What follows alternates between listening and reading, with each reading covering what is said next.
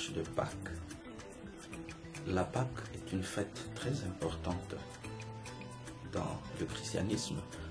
Cette fête chrétienne plonge ses racines dans la Pâque juive, appelée en hébreu Pessah, passant par le grec et le latin. C'est la fête qui commémore la sortie des Hébreux de l'Égypte vers la terre promise.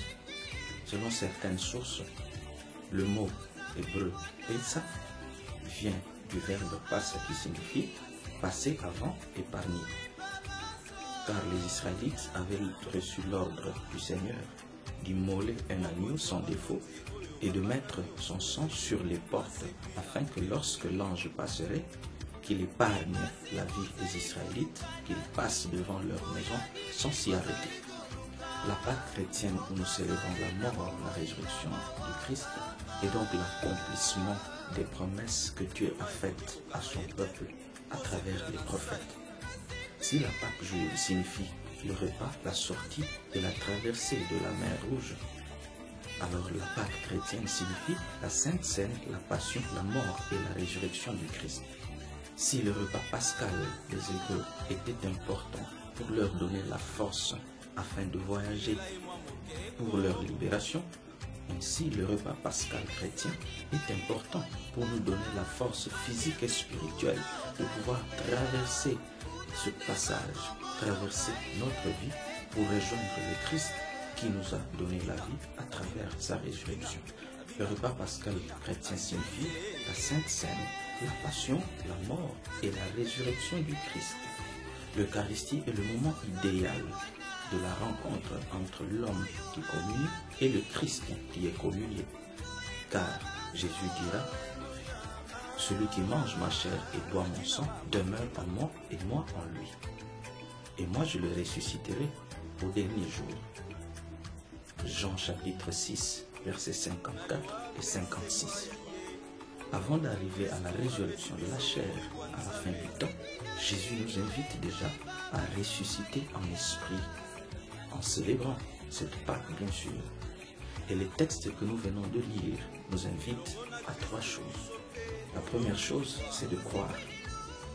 Dans la finale de la première lecture tirée du livre des Actes des Apôtres, Pierre déclare que tout homme qui croit en lui le Christ, reçoit par lui le pardon de ses péchés. La première invitation qui nous est donc lancée en ce jour, c'est de croire en Jésus, qui est ressuscité. Pas seulement de croire en Jésus, mais aussi croire en sa résurrection. Or, croire en la résurrection du Christ a une conséquence logique, c'est aussi croire en notre propre résurrection. Et cela suppose que nous devons travailler aussi pour cette résurrection. La deuxième chose, c'est rechercher les biens d'en haut. Paul, dans sa lettre aux Colossiens, nous invite à rechercher les réalités d'en haut. Cependant, nous chrétiens, nous le savons très bien, nous sommes attachés aux biens éphémères, aux biens de ce monde, au lieu de nous attacher aux biens d'en haut. Saint Paul nous invite donc à rechercher plutôt les biens d'en haut, car c'est là que se trouve le Christ, notre Maître, celui qui s'est donné pour nous, qui nous a rachetés.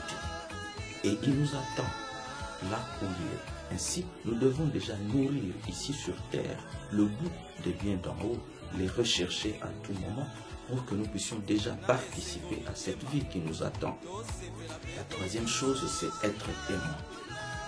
À l'instar des femmes, Marie-Madeleine et les autres, qui étaient témoins de la résurrection du Christ, eh bien, nous n'allons pas demander d'aller à la tombe de Jésus pour que nous puissions être témoins de cette résurrection, mais de par le fait que ceux qui ont vécu cet événement nous l'ont raconté, et dans notre foi, nous croyons aussi que le Christ est ressuscité, et donc nous pouvons dire que nous sommes témoins de cette résurrection, parce que nous croyons en cela. Soyons témoins en allant dire aux autres ce que nous avons vécu, c'est-à-dire nous avons vécu la résurrection du Christ en notre corps et en notre esprit. Nous avons parcouru avec lui tout ce temps que l'Église nous a donné. Ainsi, nous pouvons dire aux autres que nous sommes témoins de la résurrection du Christ. Mais il ne suffit pas de le dire verbalement, nous devons aussi vivre cela. Cela signifie que nous devons vivre désormais comme des personnes qui qui participent à cette nouvelle vie que le Christ nous apporte. La vie de la liberté des enfants de Dieu. Pas la vie du libertinage en faisant n'importe quoi, mais en vivant selon le principe de la nouvelle vie, la vie du ressuscité.